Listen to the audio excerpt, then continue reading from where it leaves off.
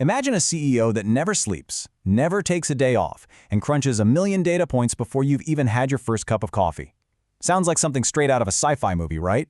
An AI calling the shots for a major corporation? Well, this isn't some far-off future. It's actually happening right now, and it started way earlier than almost anyone predicted. So check this out. Back in 2015, the experts at the World Economic Forum made a big prediction. They said we'd probably see the first AI on a corporate board by 2026. Here's the kicker, though. They were already late to the party. A whole year before their prediction, in 2014, a venture capital firm in Hong Kong had already put an algorithm named Vital on its board. And then, just a year after the prediction, a public company named Tito appointed an AI called Alicia T as a manager. So reality was literally running years ahead of what the experts thought was possible. Okay, so this immediately brings up a huge question, one you're probably thinking right now. Wait a minute, is this even legal? Can you just put a piece of code in charge of a company? Well, to figure that out, we've got to dive into the corporate rule book. And this is where it gets really interesting. When you dig into the big international standards for how companies should be run, things like the G20/OECD principles, you find this kind of fascinating loophole. They list all the things a director has to do, all their responsibilities, but they never actually say the director has to be a person. That little detail? It's left up to the laws in each country.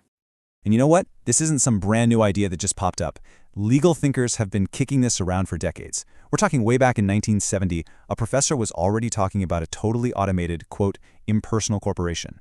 Plus, we already have directors that aren't individual humans. In a lot of places, another company, a legal entity, can be a director on a board.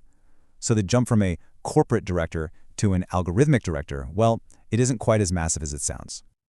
To really get how this works, we need to know a few key terms. First one up is the algorithmic entity. The idea here is that an algorithm can be given all the same rights and duties as a legal entity. It's not just a tool the company uses, it effectively becomes the company's legal personality. Now, for an analogy that makes this all click into place, some professors at Oxford came up with this, the self-driving company. It's perfect, right? We all get how a self-driving car handles the road, makes decisions, and gets you where you're going without a driver. A self-driving company is the same idea. It's managed by autonomous systems making big strategic decisions without a human at the wheel. And that could lead to the potential endgame, what's called a fused board. This is the concept where you have one single super powerful algorithm that basically combines all the wisdom, experience, and different viewpoints of an entire team of human directors. The theory is that a system like this could process way more information and make more logical, data-driven decisions, maybe even outperforming a human board. All right, so that's the theory, that's the law, but what does this look like out in the wild in the real world right now? Well, let's take a look at one of the biggest examples on the planet, the Panorama Digital Command Center.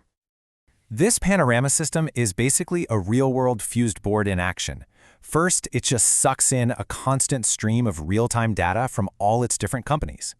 Then, it builds what's called a digital twin, a perfect virtual copy of the entire operation so it can watch everything at once. Step 3. Its AI brain just chews on all that data, spitting out insights and recommendations. And finally, it uses blockchain to keep a secure, unchangeable record of everything.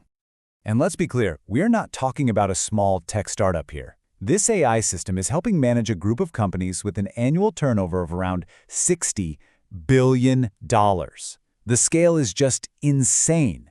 This proves this technology is already playing in the absolute big leagues of global business. But, of course, it's not that simple. Handing the keys to the kingdom over to an algorithm creates a whole new world of problems. And the biggest one is what people call the black box problem. When the AI makes a decision, can we actually understand why?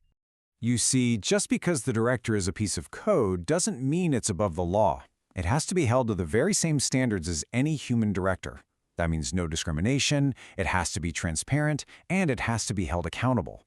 The tricky part is, how on earth do you enforce that with an algorithm? Well, the problem is that bias can creep into an AI system from all over the place. It could be in the data you feed it, garbage in, garbage out. If your old data is biased, your AI is going to learn that bias. It can even get worse during the training process. Or the developers themselves can accidentally build their own unconscious biases right into the code. So how do we deal with this? Right now, we're seeing two different approaches taking shape.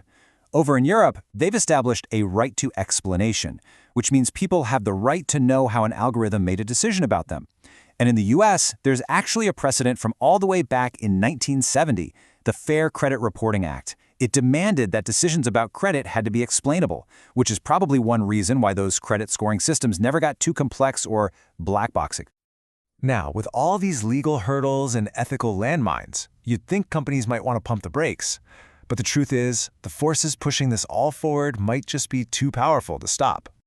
To really feel the momentum here, you have to think about this concept called the technological singularity. The philosopher David Chalmers describes it as this potential explosion of ever higher levels of intelligence, where each generation of smart machines builds the next, even smarter generation. The pace of change could just go vertical.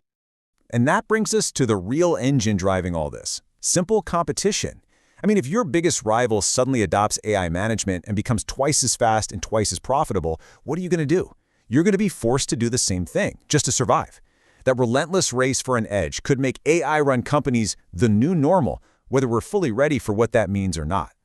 So it all circles back to a pretty personal question. This is no longer just a matter of if. It's a matter of when and how this technology is going to change everything, which forces us all to ask, are you prepared for the day your next boss is an algorithm?